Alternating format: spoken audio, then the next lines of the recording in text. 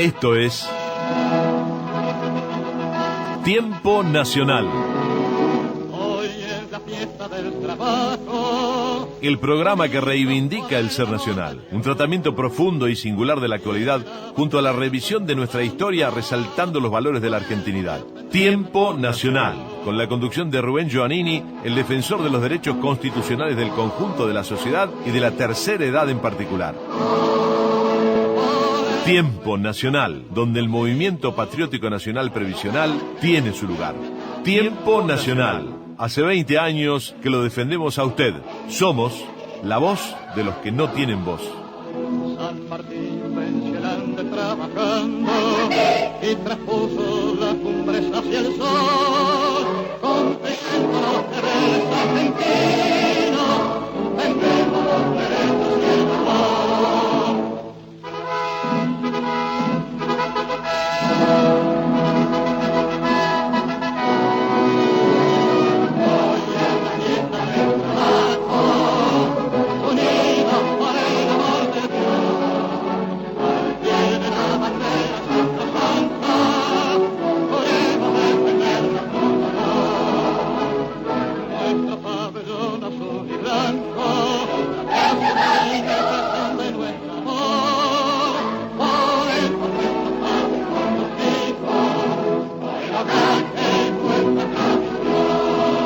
Bueno, hablábamos ayer y parece que a muchos les molesta que yo toque estos temas, no sé por qué.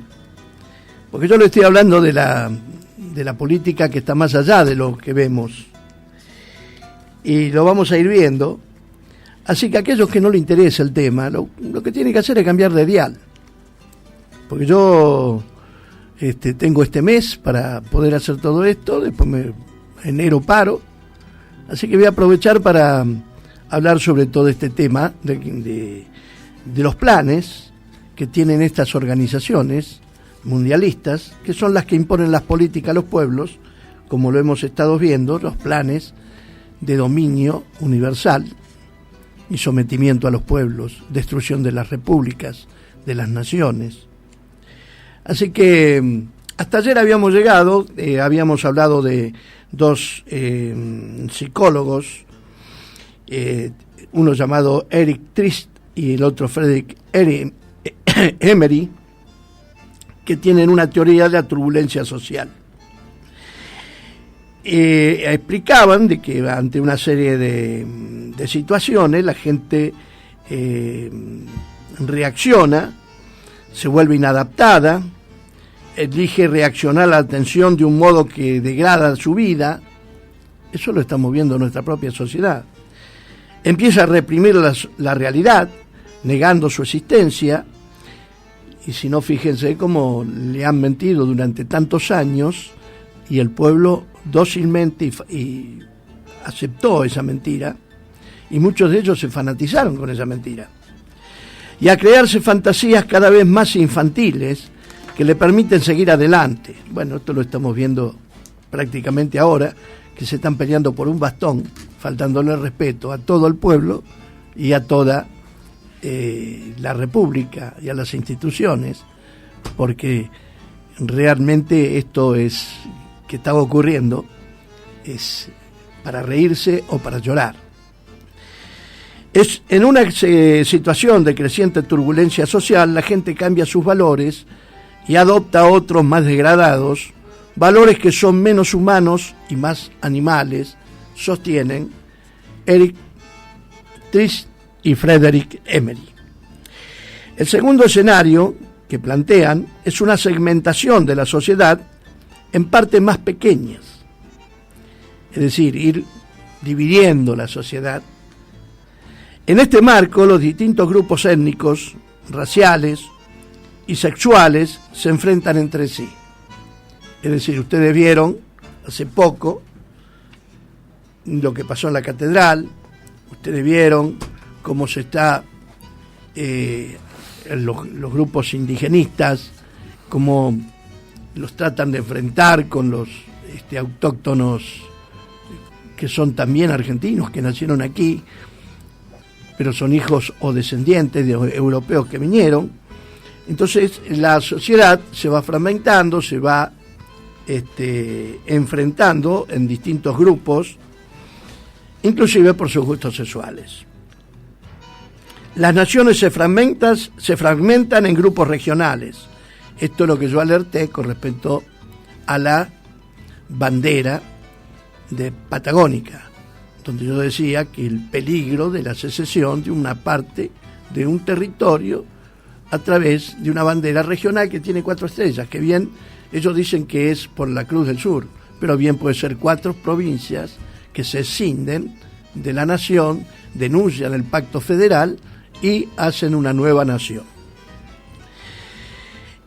Y estas áreas más pequeñas se escinden en áreas más pequeñas aún, según aspectos étnicos, y así podría surgir otra nación andina a través de los grupos indigenistas.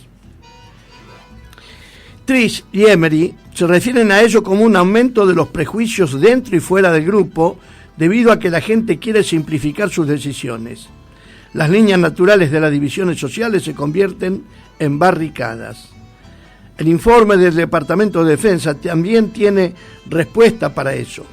Cada vez más, el poder blando, definido como actores no estatales, será ejercido por una gama cada vez más amplia de individuos y organismos, incluso por grupos criminales, terroristas e insurgentes, como medios para complementar sus actividades más violentas y coercitivas.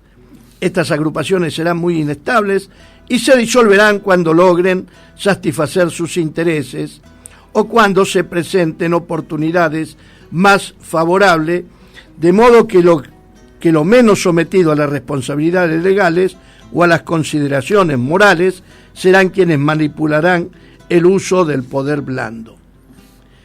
La reacción de la sociedad ante tal desintegración política y psicológica es el estado que George Orwell define en 1984.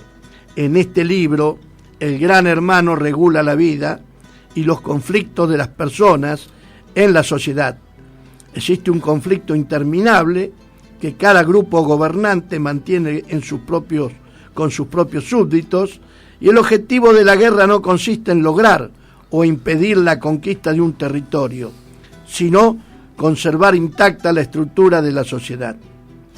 El informe ultrasecreto del Departamento de Defensa también prevé este conflicto interminable. Es probable que las tecnologías de la información y comunicación, TIC, estén tan extendidas que la gente esté permanentemente conectada a una red o flujo bidireccional de datos, con la erosión de las libertades civiles que ello conllevaría. Estar desconectado podría ser considerado sospechoso. El creciente dominio de los TIC permitirá a comunidades con un interés común establecerse rápidamente y coordinar la movilización rápida de cantidades importantes de personas. Las movilizaciones rápidas o flash mobs pueden estar convocadas por estados, por terroristas y criminales, y pueden incluir comunidades dispersas a través de fronteras internacionales, lo que obliga a las fuerzas de seguridad a igualar esta posible agilidad y capacidad de concentrarse. Lo verdaderamente importante es que este nivel de sofisticación exigirá una aplicación integral y concertada de todos los instrumentos orgánicos del poder del Estado, junto con la cooperación de todas las autoridades y organizaciones relevantes implicadas en la resolución de crisis o de conflictos. ¿Qué significa esto? Significa la ley marcial, es decir, generar el conflicto para llegar a imponer el terror a través del dominio de la fuerza. Una vez que se ha acabado con la resistencia, el tercer escenario es el shock del futuro. Es el más intenso y supone que la persona se retraiga y se refugie en su mundo particular y rompa los vínculos sociales que podrían llevarlo a verse envuelta en asuntos de los demás.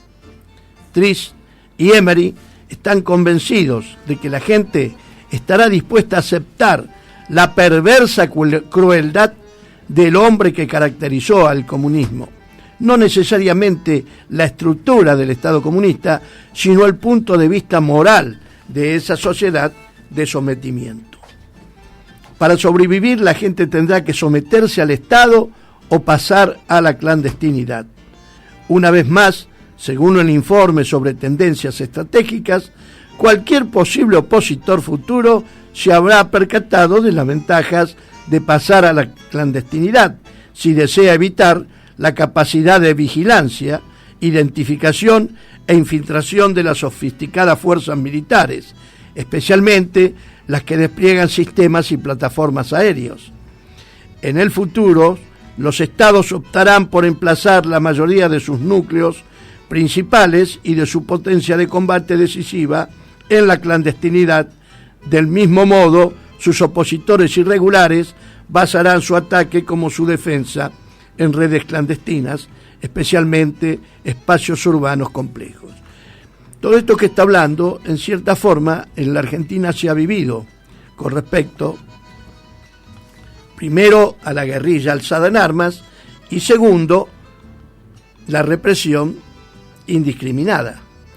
Ahora observen ustedes que de una manera o de otra las consecuencias fueron nefastas para la Argentina, porque la guerrilla alzada en armas, que recién llamó un estúpido diciéndome que Perón trajo a la guerrilla, Perón se montó a la guerrilla porque la guerrilla la arman los militares con la muerte de Aramburu, porque Aramburu estaba en contacto con el general Perón cuando muere, y si no, vaya y busque el expediente y analice y vea lo que pasó ahí y cómo era Aramburu y por qué le sacaron la custodia un día antes de su casa, por qué la mujer lo dejó ir tranquilo con militares y después de la 1 de la tarde hizo la denuncia, y por qué pasó lo que pasó, porque le entregaron el cuerpo. Hubo 7 entradas de Firmenich al Ministerio del Interior el día de la desaparición de Aramburu, del secuestro de Aramburu.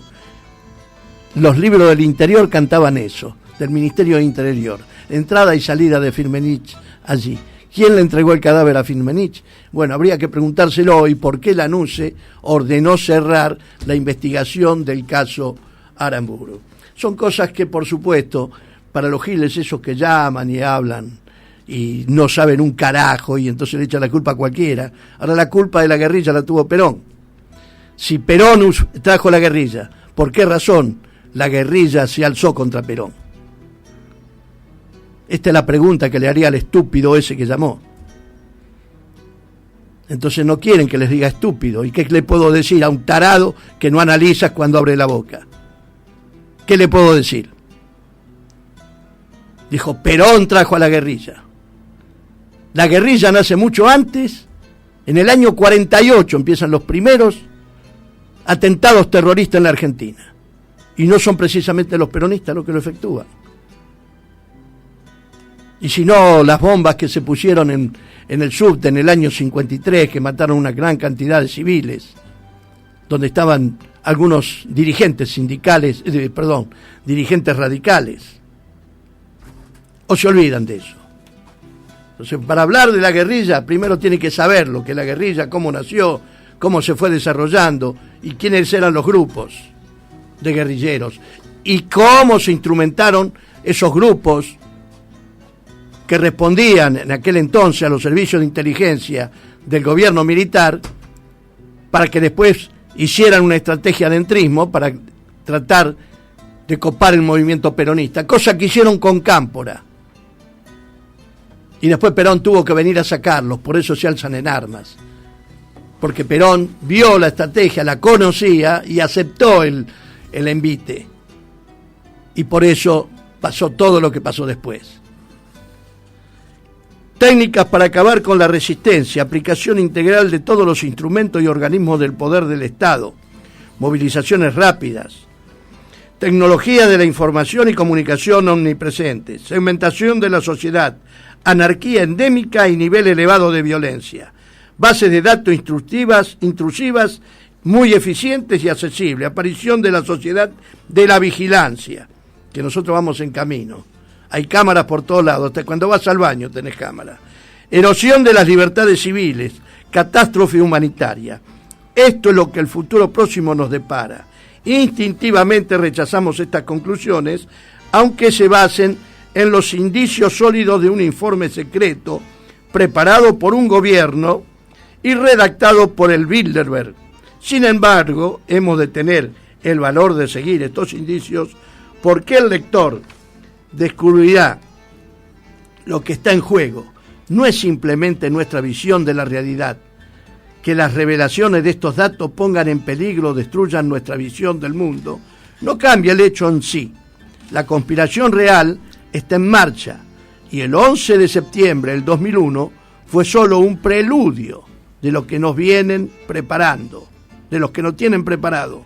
Estamos ciertamente a las puertas del infierno, y de los caminos que sigamos ahora dependerá que vivamos en el siglo XXI como repúblicas de estados-nación o como un montón de esclavos deshumanizados, exterminados selectivamente y subyugados.